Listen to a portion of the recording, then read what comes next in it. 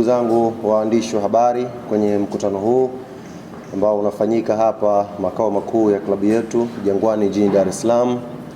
Nichukue pia fursa hii kuwakaribisha wanachama, mashabiki na wapenzi wa klabu yetu pamoja na Watanzania kwa ujumla ambao kwa sasa wanafuatilia mubashara kabisa mkutano huu kupitia Azam TV, channel ya Azam Sports 1, kule YouTube wanafuatilia live kupitia Yanga TV na vyombo mbalimbali vya habari ambavyo vimekusanyika hapa. Ndugu zangu waandishi wa habari wa Tanzania ambao mnafuatilia hafla hii, ningeomba tuwe na sekunde 10 za ukimya, alafu nitawaeleza ni kwa nini tuna hizo sekunde 10 za ukimya. Tuanze.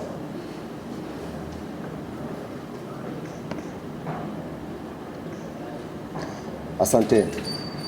Sekunde hizi ni kwa ajili ya kuwakumbuka watani zetu klabu ya Simba Sports Club ambayo tayari imeshaaga mashindano ya CAF Champions League msimu huu wa 2025-26. Mashindano waliyapenda, lakini out imewapenda zaidi. Kabla sijaingia kwenye ajenda ya msingi ambayo imefanya tuwaite hapa siku ya leo, liko jambo ambalo uongozi wa klabu Young Africans umeniagiza niliseme. Jana kupitia vyombo mbalimbali vya habari tulishuhudia moja ya tukio la hovyo kabisa kwenye mchezo wa mpira wa miguu. Moja ya tukio la kihuni. Moja ya tukio la kishamba zaidi kufanyika kwenye mchezo wa mpira wa miguu hapa kwenye ardhi yetu ya Tanzania. Tukio hili limehusisha mwenyekiti wa klabu ya Simba Sports Club ambaye baada ya mchezo wao ilionekana video mbalimbali akishambuliwa na baadhi ya mashabiki wa klabu hiyo. Sisi kama Young African Sports Club kwanza tunalaani vikali vitendo hivyo. Ni vitendo vya kihuni ambavyo havina nafasi yoyote kwenye mchezo huu pendwa wa mpira wa miguu. Lakini la pili, kwa niaba ya uongozi wa klabu ya Young Africans tunapenda kumpa pole mwenyekiti wa klabu ya Simba Sports Murtaza Mangungu na viongozi wote ambao walikumbana na kadhia hiyo siku ya jana. Ziko nyakati tunaweza kupishana kwenye itikadi zetu za kimpira, lakini linapokuja swala la football kuwa fair play, kama vilabu ni lazima tutoe matamko haya kukemea na kupinga vikali vitendo vya kihuni ambavyo vimefanyika jana kwenye uwanja wa Benjamin Mkapa. Kama ambavyo wametoa wito watu wengine, na sisi klabu ya Yanga tunaliomba jeshi la polisi lichukue hatua stahiki kwa yoyote ambaye atabainika amehusika na vitendo vile vya kishamba vya kumshambulia mwenyekiti wa klabu ya Simba kwa siku ya jana. Maswali yenu kwa nini tumetoa pole taulizana baadaye, lakini kwa sasa tuingie kwenye ajenda ya msingi ambayo imefanya tukutane leo hapa asubuhi. Siku ya Jumamosi tukiwa tunaelekea kwenye mchezo wetu wa CAF Champions League dhidi ya Al Ahly, asubuhi tulitoa taarifa kupitia kurasa zetu za mitandao ya kijamii ya klabu yetu Young Africans, tukiwajuza wanachama, mashabiki na wapenzi wa klabu yetu na wapenda mpira kwa ujumla hapa Tanzania kwamba siku ile asubuhi kamati yetu tendaji inayoongozwa na rais wa klabu yetu Engineer Hersi Ali Said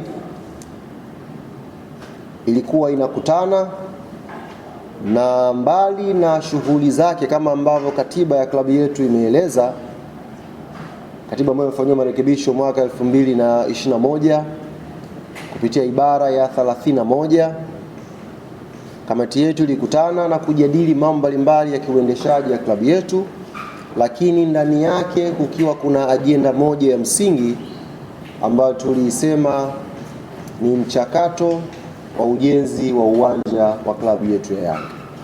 na Jumamosi tukawataarifu wanachama wetu na Watanzania kwa ujumla kwamba kikao kile cha kamati tendaji kingeenda kutoa majibu ya mchakato mzima uliofanyika wa kumtafuta au kuitafuta kampuni taasisi ambayo imeshinda tenda ya kushirikiana na klabu yetu kwenye ujenzi wa klabu yetu hapa Jangwani.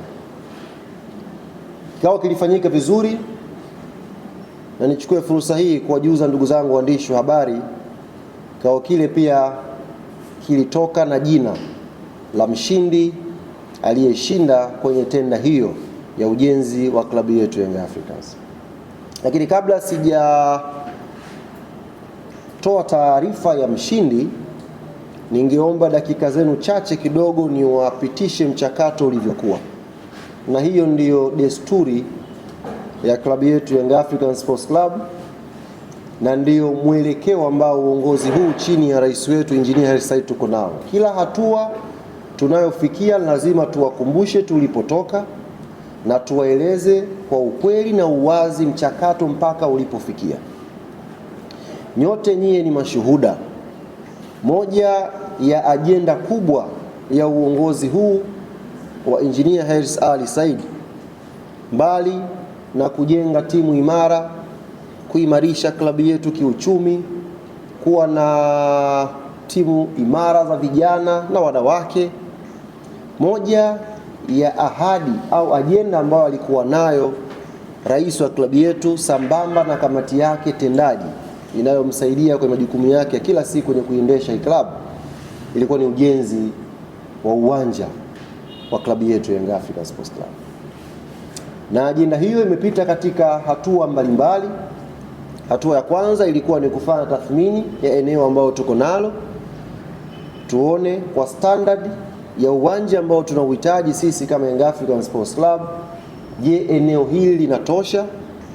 Tathmini ile ilifanyika, na baadaye uongozi wa klabu Young Africans uligundua kuna eneo tunatakiwa tuongeze kidogo ili tuweze kukamilisha ajenda hii. Baada ya kubaini hilo, mchakato ukaanza kushirikiana na taasisi mbalimbali za kiserikali kutafuta nyongeza ya eneo hapa kwenye ardhi hii ya Jangwani ili tuweze kupata sasa eneo sahihi kwenda kwenye mchakato wa uwanja. Mchakato hii ilifanyika, na nichukue fursa hii kuupongeza na kuwapongeza viongozi wote wa kiserikali, tukianza na Rais wa Jamhuri ya Muungano wa Tanzania Daktari Samia Suluhu Hassan na wizara zake mbalimbali na watendaji mbalimbali ambao walitupa ushirikiano mpaka klabu ya Young Africans ikapata nyongeza ya eneo hapa makao makuu ya klabu yetu.